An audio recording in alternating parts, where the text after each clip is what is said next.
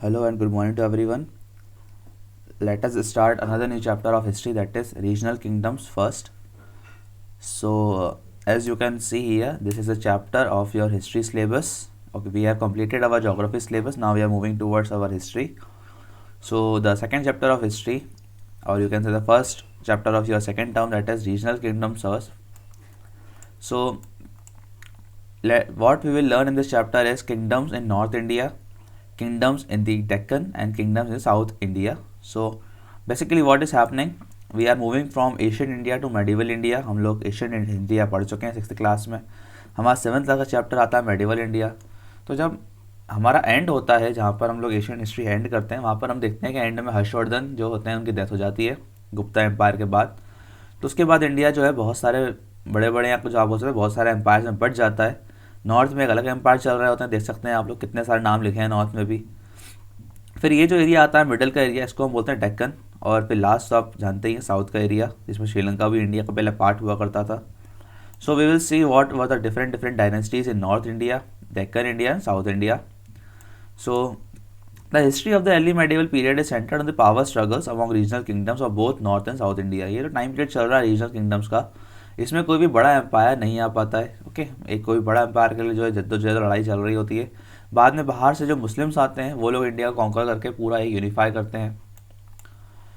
Leading to the frequent rise and fall of kingdoms, the Rajput, Ghaznavis, the Ghoris, the Palas, the Gurjara Pratiharas were among some powerful kingdoms of the north, while in the Deccan the Rashtrakutas were the most dominant among the other lesser known dynasties. The Pallavas, the Pandyas and the Cholas were the prominent ones in the south. South में कुछ थे पल्लवा, पांड्या, चोलास. राष्ट्रकूटास जो थे उनका ये वाला area हुआ करता था डेक्कन का. और नॉर्थ में तो जो है पावर स्ट्रगल चलता ही रहा, क्योंकि नॉर्थ का एरिया काफ़ी ज़्यादा डिमांडेड में रहा है हमेशा से. नॉर्थ इंडिया स्टार्ट कर, नॉर्थ इंडिया सबसे ज़्यादा इंपॉर्टेंट किंगडम उस समय था राजपूत का.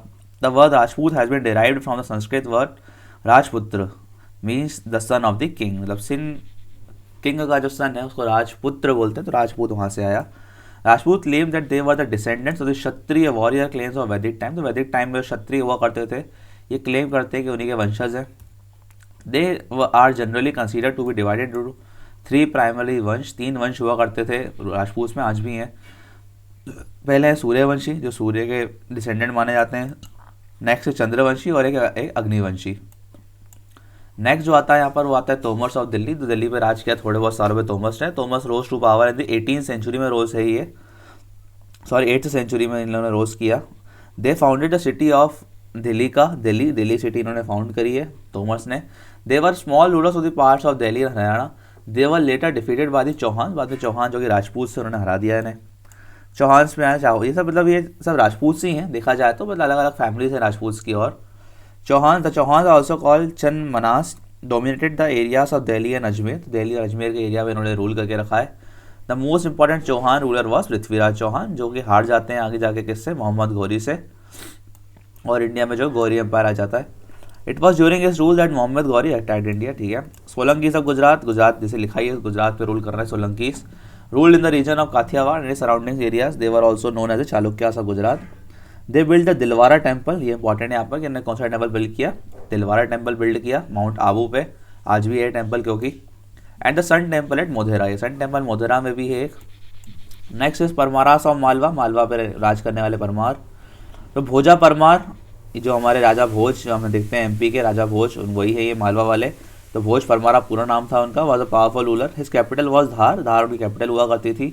The Paramaras build the Udayeshwara temple at Udaipur. Udaipur MP में जो है उदयपुर, वहाँ पर उन्होंने टेम्पल बिल्ड किया एक.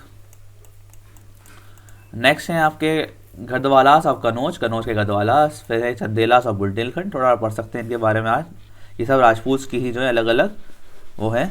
The Chandelas ruled in the Bundelkhand. Bundelkhand का रीजन जो हमारे एमपी का ही उसमें रूल करते थे ये. The areas between the Yamuna and Narmada reverse. There capital was Khajuraho and Kirti Varman was the most influential king. Khajuraho के टेम्पल्स जो है इन्होंने बिल्ड करवाए, चंदेलास ने. नेक्स्ट है गजनवी. तो गजनवी जो है ये लोग आए इंडिया में, चौहान्स को हरा के उन्होंने एंट्री करी थी इंडिया में. तो in this period subsequent to 1000 CE a number of invaders entered India across the mountains passes in the north west. तो नॉर्थ वेस्ट जो पाकिस्तान का एरिया है, अफगानिस्तान से होते हुए लोग इंडिया आ गए. Ghaznavis invasion were led by Mahmud the ruler of Ghazni. पहले गजनी से आते थे, ठीक है, महमूद ऑफ गजनी आए पहले इंडिया में. और उसके बाद जो है वो गौरी, मोहम्मद गौरी ये सब आए. महमूद ऑफ गजनी के बारे में बात कर ली जाए तो Mahmud of Ghazni was the ruler of Ghazni, Ghazni जो कि अफगानिस्तान में है, उनके रूलर थे ये। Now in Afghanistan he wanted to make a small kingdom powerful by raising a large army. For this he needed wealth, ये चाहते थे अपनी आर्मी बनाना, उसके लिए पैसा चाहिए था। तो पैसा जो है ये लोग इन्हें देखा कि इंडिया में तो जो है कोई सा बड़ा राज्य है ही नहीं जो मुझे रोक पाए, क्योंकि मेरा काफ़ी बड़ा राज्य है। तो ये इंडिया आए लूटने बांटने, इंडिया में कोई रूल वूल करने नहीं आए थे ये इंडिया आए 26 बार, ठीक है 17 बार sorry, he invaded 17 times in the span of 26 years, 26 साल 17 बार इंडिया आए। सोमनाथ मंदिर की जो बात की जाती है उन्होंने लूटा, और उसके अलावा और भी कई सारे मंदिर उन्होंने लूटे। The chief aim of his invasion was not to occupy India but only to raid the cities and temples which were very rich। तो सारे टेम्पल जो उस समय काफ़ी दान धर्म होता था टेम्पल्स में, उन सबको लूट के गई है। His first raid were against the Hindustani ruler of Punjab। He defeated Jayapal and Anandpal, Jaipal Anandpal दोनों को हराया पंजाब में, getting a large tribute from them, काफ़ी सारा पैसा उनसे लेके भी गया। Places such as Kannauj and Mathura which he raided in 1018 and Thaneshwar were laid to ruins, but it is a memory of his pillage of the Shiv temple at Somnath. देखिए सोमनाथ सबसे ज़्यादा इंपॉर्टेंट क्यों है, क्योंकि सोमनाथ सबसे ज़्यादा पैसे वाला टेम्पल हुआ करता था उस समय इंडिया में, उसको लूट के गए ये लोग कितने बार, 17-18 बार लूट के गए इसको। All of Somnath well was looted and even the gem stones embedded in the temple wall, मतलब वॉल में जो टेम्पल में जेम्स लगे होते हैं, आप सोच सकते हैं कितना पैसा हुआ करता था उस समय इंडिया में, उसको भी निकाल के ले गई है।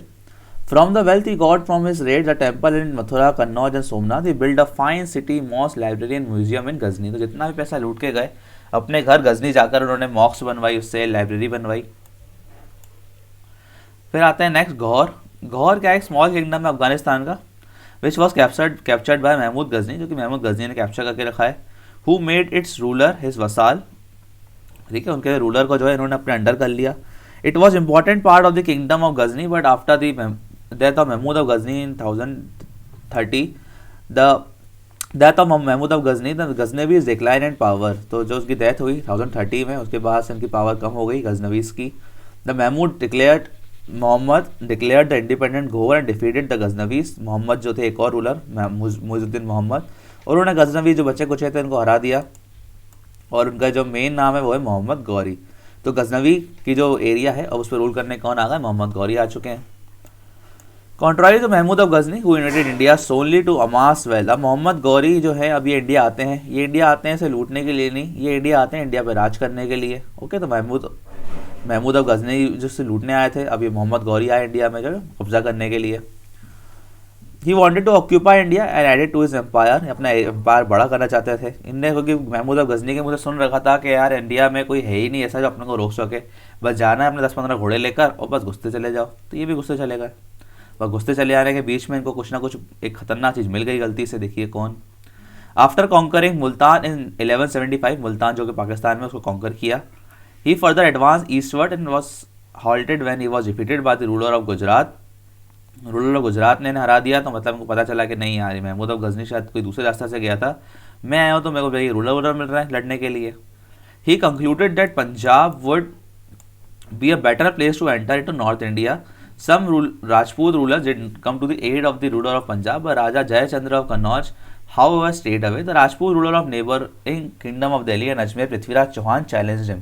तो फिर ये अगली बार जब इंडिया आते हैं, पहले ये जो जाते हैं गुजरात चले आते हैं, गुजरात में आके हार जाते हैं, फिर वापस चले आते हैं, वापस जब आते हैं ये दूसरी बार तब आते हैं पंजाब से होते हुए दिल्ली। तो दिल्ली जब आते हैं तब इनको मिलते हैं पृथ्वीराज चौहान, तो पृथ्वीराज चौहान से इनको लड़ना पड़ता है, ठीक है। पृथ्वीराज चौहान से लोग लड़ते हैं, तो ये होती है battle of Tarain. Battle of Tarain जब फर्स्ट होती है वो होती है 1191 में, ठीक है। दिल्ली से कुछ 80 माइल दूर एक जगह है तराइन, वहाँ पर होती है। और पहली बार में ही जो है छोटे बड़े रूलर हैं पृथ्वीराज चौहान और महमूद गौरी। आप सोच सकते हैं इतना पैसा जो है इस एम्पायर में, इतना पैसा इतनी पावरफुल लेकर आते हैं इंडिया में लड़ने, बट उसके बावजूद भी जो है ये समझ में नहीं आता इनको कैसे ये हार जाते हैं पहला बैटल ऑफ तराइन। तो फर्स्ट बैटल ऑफ तराइन जो है वो जीत जाते हैं कौन, पृथ्वीराज चौहान। पृथ्वीराज चौहान जो कि राजपूत हैं, राजपूत की आप लोगों ने एक पिक्चर भी देखी होगी पद्मावत, थोड़ा बहुत राजपूत के बारे में आप जानते हैं वहाँ से। तो राजपूत जो हैं जो वही जो थोड़ी बातचीत कर जाते हैं, जो किसी को ऐसा ना मारे वैसा ना करे, वो राजपूत। तो यहाँ उन्होंने वही गलतियाँ कर दी। ओके, ये मतलब दुश्मन सामने खड़ा हुआ था हारा हुआ, चाहते तो उसकी गर्दन उड़ा देते, भैया हराया है बिल्कुल मानने का आपका हक है, ठीक है। बट इन्होंने नहीं किया ऐसा, इन्होंने कहा कि भैया भागता हुआ हमें दुश्मन बड़ा अच्छा लगता है ना, मारता हुआ नहीं। तो उन्होंने कहा भागने दो भाई, भगोड़ा है तो भागा। अगली बार ये गए वापस से यहाँ गौरी एम्पायर अपने वापस गए, थोड़ी तैयारी व्यारी करके आए, अगली बार आए, पर इन्होंने वो गलती बिल्कुल नहीं करी। अगली बार पृथ्वीराज चौहान को और 1182 में जो है उसी जगह पे फिर हरा दिया, ठीक है, और इनका एरिया हथिया लिया, और उस बार तो बिल्कुल मज़े से मारा इन्हें। Unfortunately other Indian kings did not help Prithviraj Chauhan this time. 2 years later in 1194 Mohammad Ghori defeated. उसके बाद तो मोहम्मद गौरी का जो सिलसिला शुरू होता है भारत पे जीतने का होता है, ठीक है। बाद में ये जयचंद्र को हरा देते हैं कन्नौज के बैटल ऑफ चांदवार में। Later he overran the entire Ganga Jamuna Doab. उसके बाद बिल्कुल जो नॉर्थ इंडिया पे जो रूल है वो इनका इस्टेब्लिश हो जाता है। बाद में 1206 में किसी लड़ाई में इंडिया में जो है इनकी डेथ हो जाती है। मोहम्मद गौरी की दिक्कत क्या थी कि मोहम्मद गौरी का कोई बेटा नहीं था, ओके। तो मोहम्मद गौरी का कोई बेटा नहीं था। इसके बाद इनके स्लेव्स थे, ओके। स्लेव्स मतलब इनके जो नौकर चाकर, स्लेव्स जो नहीं पाल लेते हैं ये लोग ज़िंदगी भर के लिए, आप हमारी सेवा करेंगे, इस तरीके से स्लेव्स थे इनके, ठीक है। तो जिनके बाद जो है इनके जगह पे रूल करने जो आते हैं उनके स्लेव्स आते हैं। स्लेव्स क्या करते हैं, इनका जो पूरा एरिया है इतना बड़ा उसको बांट लेते हैं अलग अलग एरियाज़ में। तो इनका एक स्लेव होता है कुतुबुद्दीन ऐबक, उसको मिलता है इंडिया का एरिया। तो इसलिए इसके बाद जो आप देखेंगे इंडिया में चालू होगी स्लेव डायनेस्टी। पर यहाँ बात हो रही है पहले थोड़ी और की स्ट्रगल फॉर कन्नौज। ये कन्नौज की लड़ाई के बारे में बात कर रहे हैं थोड़ी सी पहले। तो Kannauj was a strategically important city in north India, जिसको हम कानपुर बोलते हैं आज, ओके। तो कानपुर आप कन्नौज का एरिया आप देख सकते हैं। ये क्यों स्ट्रेटेजिकली इंपॉर्टेंट है, क्योंकि इस एरिया से आप इंडिया पे ईस्ट में भी चले जाएं, इंडिया में कहीं भी जा सकते हैं, मतलब एक बीचों बीच का एरिया रहा है ये हमेशा से ही। और काफ़ी इसमें दो नदियाँ भी बहती हैं, गंगा और ब्रह्मपुत्र, और गंगा और यमुना, काफ़ी अच्छा रिसोर्स वाला एरिया भी रहा है। Since the 8th century Palas, Gurjara, Pratihara, Rashtrakutas, Jharkhand, Rashtrakutas from Deccan were engage in to tripartite struggle to control Kannauj. एक समय तो ये तीनों जो हैं राष्ट्रकूटास, पालास, गुर्जर, प्रतिहारा से काफ़ी लड़ते थे कन्नौज के लिए, क्योंकि कन्नौज जो है बहुत ही एक स्ट्रेटेजिकली इंपॉर्टेंट एरिया रहा है इंडिया का हमेशा से ही। लड़ते लड़ते ही क्या हो गया कि कन्नौज के तीनों जो थे ये प्रतिहारास, पाला, राष्ट्रकूटा, तीनों लड़ते लड़ते ही जो है इस एरिया के लिए बहुत कमज़ोर पड़ गए। इसलिए जब मोहम्मद गौरी आए तो इन्होंने जो है जो इस एरिया पे कोई था ही नहीं, तो उसको आके आराम से हत्या लिया। नेक्स्ट है Pala. The Pala ruled in the region forming the territories of present day Bihar. तो ये बिहार का एरिया आप देख सकते हैं, पालास का ये एरिया है। अभी जो ये फोटो दिखा रहे हैं उस समय में भी एरिया पालास के अंडर में है, कभी राष्ट्रकूटास के अंडर में चले आता है, कभी प्रतिहारास के अंडर में चले आता है। तो कन्नौज का एरिया जो है काफ़ी एक उथल पुथल वाला एरिया रहा हमेशा से ही, ठीक है। झारखंड, वेस्ट बंगाल, बिहार के एरिया में रूल करते हैं Palas. The dynasty was founded by Gopala. तो ये पूछ लेते हैं कि किसने फाउंड की पाला डायनेस्टी, उसका नाम है गोपाला, 750 CE में। Gopala and successors and son Dharmapala were able kings. उनके सन थे धर्मपाल, काफ़ी एबल किंग थे ये, and founded a powerful king. Devapala was another powerful king of the dynasty. At the height of the 9th century the Pala empire was a dominant power in north India. तो 9th century में बहुत ही dominant power थी पालास, काफ़ी देवपाल के under काफ़ी powerful हुआ करते थे ये। With its territory stretching across Bangladesh, east and north India, Nepal and the part of modern day Pakistan, Afghanistan. तो अभी तक आपको काफ़ी छोटा दिख रहा ही है, अपने पीक टाइम में ये पाला एम्पायर यहाँ तक पहुँच गया था, अफगानिस्तान तक काफ़ी ज़्यादा जीत चुके थे एरिया ये।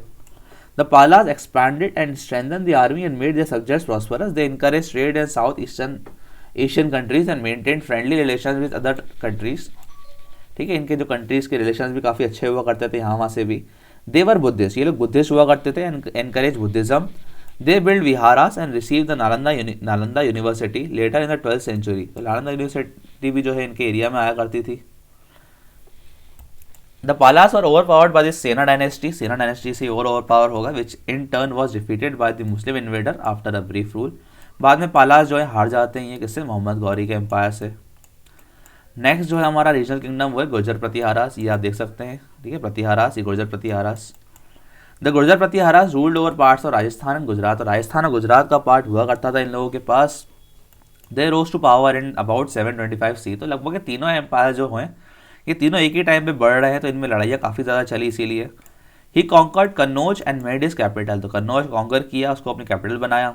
द सन ऑफ भोजा महेंद्रपाल। भोजा जो थे इनके मेन राजा, उनके सन जो थे महेंद्रपाल, उन्होंने वो एम्पायर को आगे एक्सपांड किया। The Pratihara kings build magnificent temples and buildings in Kannauj. Mahendrapal successor however prove to be weak rulers. बाद में जो है महेंद्रपाल के बाद ये एम्पायर ये भी वीक पड़ जाता है, और महमूद ऑफ गजनी जो है इसको मार मार के लूट के और कमज़ोर कर देते हैं। डेक्कन की बात करें, डेक्कन के एरिया पे आते हैं हम लोग। डेक्कन के एरिया मतलब आपका जो इंडिया का ये मिडल वाला एरिया आप देख सकते हैं, इसको डेक्कन का एरिया बोलते हैं। सबसे ज़्यादा प्रोमिनेंट जो उसमें एम्पायर था वो था राष्ट्रकूटास। तो राष्ट्रकूटास के बारे में पढ़ते हैं। तो Rashtrakutas rose to power in the 8th century। 8th century में पावर में आई है अंडर दंती दुर्गा नाम के रूलर जो है इसने इसको फाउंड किया राष्ट्रकूटास को। His successor Krishna I was also a great conqueror. He ruled in the northwestern Deccan and around Maharashtra and made Malkhed near modern Sholapur his capital. तो मालखेड़ जो इनकी कैपिटल थी, मालखेड़, याद कर लीजिए ये चीज़. This dynasty has many ambitious rulers who fought in the north as well as in the south. In the north, the Rashtrakutas fought several times with the Palas and Pratiharas and bid to have control over the Kannauj. तो कई बार ये पालास तक आए लड़ने, राष्ट्रकूटास तक आए लड़ने, कई बार कन्नौज पर उन्होंने भी राज किया, पर बीच में जो है बीच में वापस से हारते रहे तो वापस आ गए. In the south they clash with the Pallavas, the Pandyas and Cholas. मतलब ये नॉर्थ में भी लड़ते रहे, साउथ में भी सबसे लड़ते रहे और बीच में ही रहेगा फिर एंड में. These continuous battles did them no good as they became very weak. लड़ते रहे तो इनके पास कभी आगे बढ़ ही नहीं पाए, रिसोर्सेज इनके पास हमेशा कम होते चले गए. इसलिए राष्ट्रकूटास कभी भी जो है बड़ी पावर नहीं निकल के इंडिया में. आगे बात करें हम लोग थोड़े इनने कुछ टेम्पल्स बनवाए राष्ट्रकूटा ने, जैसे कि कैलाश टेम्पल है एलोरा में, रॉक कट केव्स हैं जिसको हम एलिफेंटा केव्स बोलते हैं. ओके, और उन्होंने जो है एक लैंग्वेज का भी आविष्कार किया जिसको हम बोलते हैं कन्नड़ लैंग्वेज. कन्नड़ लैंग्वेज कहाँ से आई है? राष्ट्रकूटास से आई है. अदर किंगडम्स जो उस समय रूल करते थे डेक्कन पे, जो यादवास ऑफ देवगिरी, इनके बारे में थोड़ा बहुत पढ़ लेते हैं हम लोग. तो Bhillama founded the kingdom in the 12th century and soon these rulers had their control over the areas between the Narmada and Godavari. तो नर्मदा गोदावरी, ये नर्मदा यहाँ फ्लो करती है, गोदावरी यहाँ फ्लो करती है, छोटा मोटा किंगडम है बीच में इनका. बाद में ये लोग खलजी से हट जाते हैं, खलजी काफ़ी बाद में आएंगे इंडिया में. अभी नेक्स्ट है चालुक्यास. चालुक्यास के बारे में पढ़ लें. चालुक्य एक बहुत ही इंपॉर्टेंट किंगडम है इंडिया का. The Chalukyas of Kalyani, also known as the later Chalukyas और the western Chalukyas, had their influential over Aihole. Aihole जो कि कैपिटल हुआ करती थी, Badami and Pattadakal. Vikramanka the dynasty most powerful ruler. तो डायनेस्टी के सबसे पावरफुल रूलर कौन थे? Vikramanka. And a successor build several temples in these places. South India के एम्पायर जाने ही जाते हैं टेम्पल्स बनाने के लिए, इतने बढ़िया बढ़िया टेम्पल ये लोग बनाते थे. The rule of the Chalukyas is considered to be a milestone in the history of south India. It is also known as the golden age of Karnataka, क्योंकि इनके टाइम पीरियड में ट्रेड पावर बहुत ज़्यादा इस्टेब्लिश कर दी थी इन्होंने कन्नड़ और कर्नाटका के एरिया में. That's why the rule of Chalukya also known as golden age of Karnataka. Chalukyas took control of and consolidated the entire region between the Kaveri and Narmada rivers. तो नर्मदा और कावेरी के बीच का पूरा एरिया उन्होंने बढ़िया कंसोलिडेट किया, बढ़िया ट्रेड चला रहे थे ये. The empire had an efficient administration and known as Chalukyas architecture also. तो मतलब अपने आर्किटेक्चर टेम्पल बनाने के लिए, अपने रूल के लिए काफ़ी ज़्यादा मशहूर थे इंडिया में. काकतीय एम्पायर भी उसी एरिया में रूल किया इनके बाद. तो काकतीय और Warangal rose to power in the 12th and 13th century. तो इनके बाद आई है उस एरिया में. ठीक है, उनका भी एरिया वही है कृष्णा गोदावरी के बीच में. Ganapati was their most powerful ruler. They were the patrons of literature and religion. When Marco Polo visited their kingdom he wrote about them. तो मार्को पोलो आते हैं इनके रीजन में, उनके बारे में लिख के जाते हैं. And said that the rulers patronise Shaivism through Vaishnavism and Jainism and also flourish. तो उन्होंने मार्को पोलो ने लिखा कि इनके यहाँ पर जो है हिंदुइज्म वैष्णविज्म में काफ़ी ज़्यादा फ्लरिश है. बाद में पढ़ते हैं हम लोग. अगला है होयसालास. होयसालास और धर्म द्वार सुंदराम ruled in the regions which come under modern Karnataka. तो ये रीजन आप देख सकते हैं, ये इनका होयसालास का एम्पायर है, छोटा सा एम्पायर है यहाँ पर साउथ में.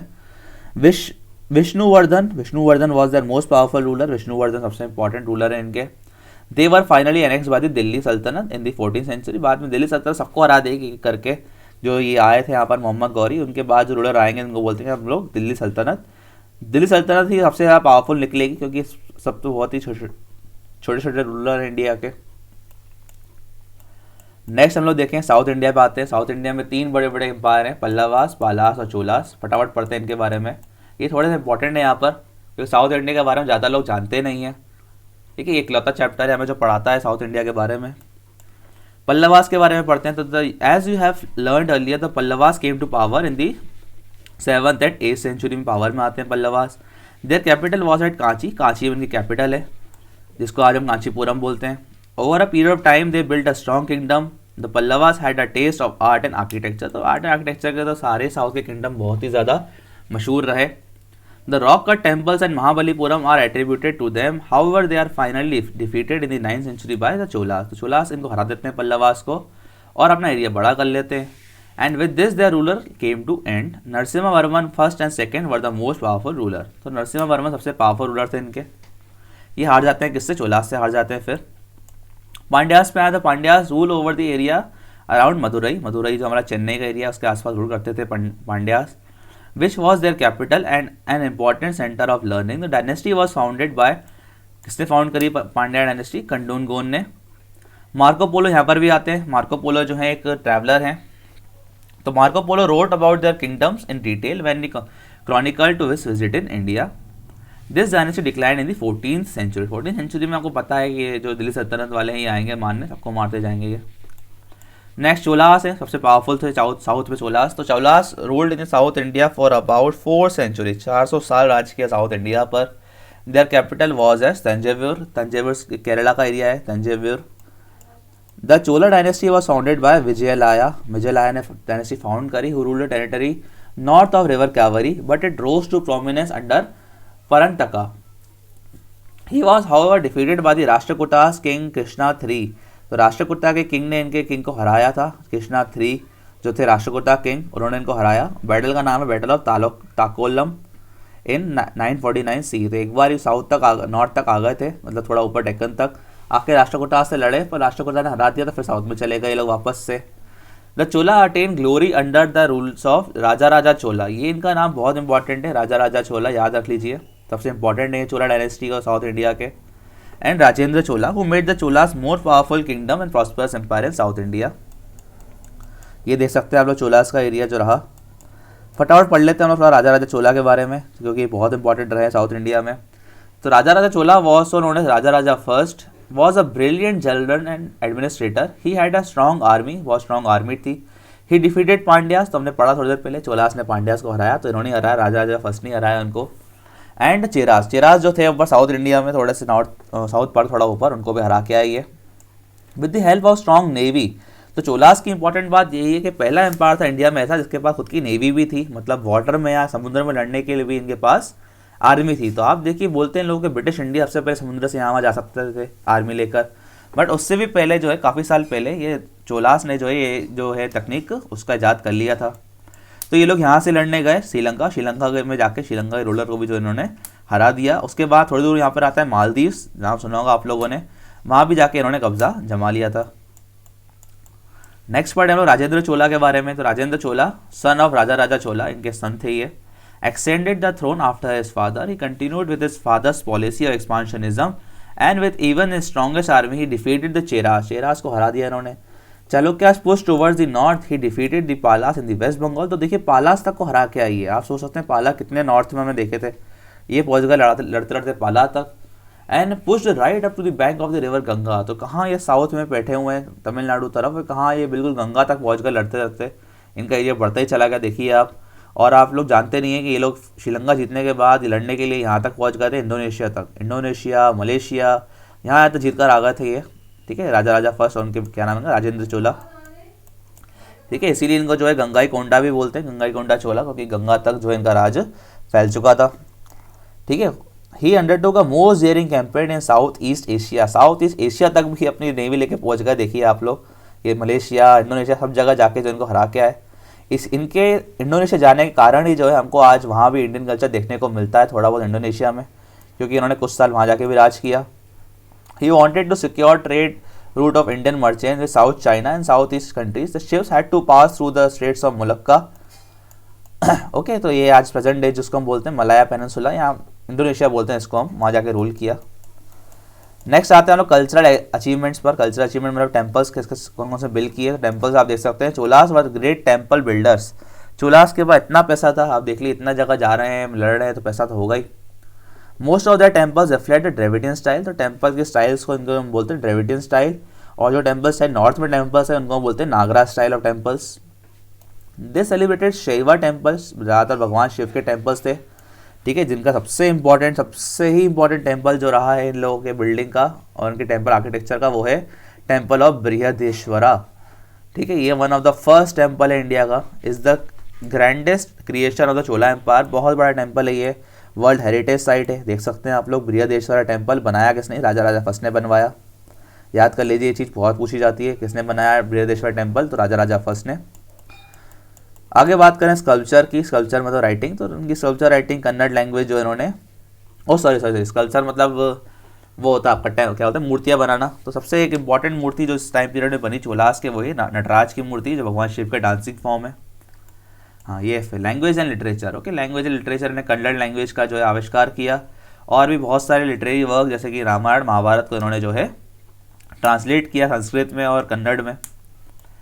Administration, the Cholas divided the territory into mandalams. ठीक है, इनका एडमिनिस्ट्रेशन ऐसा था कि मतलब जो सबका होता ही है कि मतलब बड़ा सा किंगडम, उसके अंदर बहुत सारे डिस्ट्रिक्ट जिसको बोलते हैं ये लोग मंडलम।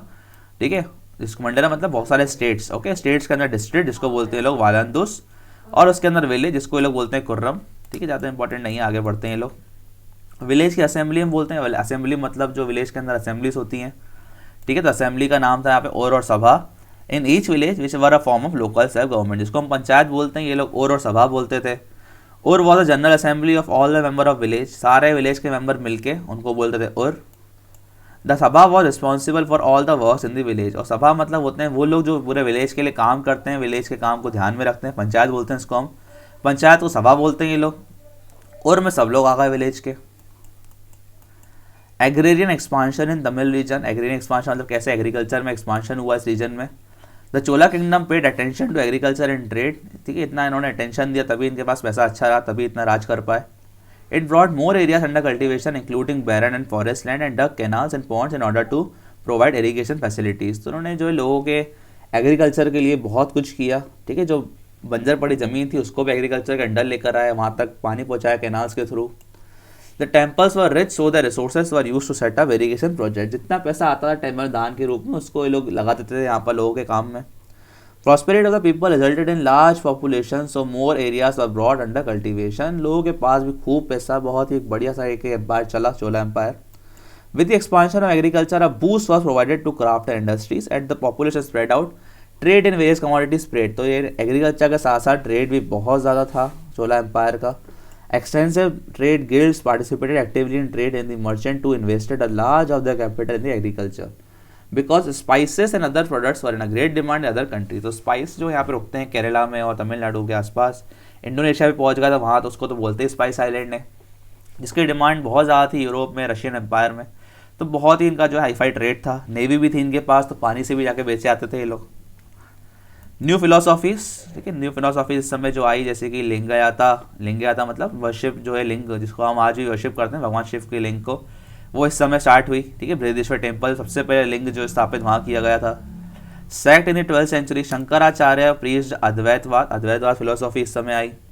रामानुजा और माधवा जो कि भक्ति कल्चर जो हम पढ़ते हैं इस चैप्टर में आगे पढ़ेंगे हम लोग, भक्ति कल्चर, उसके दो बहुत बड़े जो है वो रहेंगे प्रीचर्स, रामानुजा और माधव।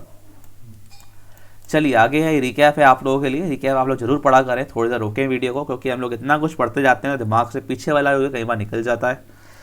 थोड़ी देर इस वीडियो को यहाँ रोकें, रिकैप पढ़ें। ओके, बाकी इस चैप्टर में बहुत कुछ नया है, बहुत ही बढ़िया चैप्टर है, बहुत ही एक रिच चैप्टर है हमारे इंडियन हिस्ट्री के बारे में, साउथ इंडिया के बारे में। इसके अलावा और कोई चैप्टर इतना अच्छा पढ़ाता नहीं है हमें। ठीक है, इसके अलावा साउथ इंडिया के बारे में और कोई बुक में आपको ढंग से पढ़ने को नहीं मिलता। चलिए in the last, thank you.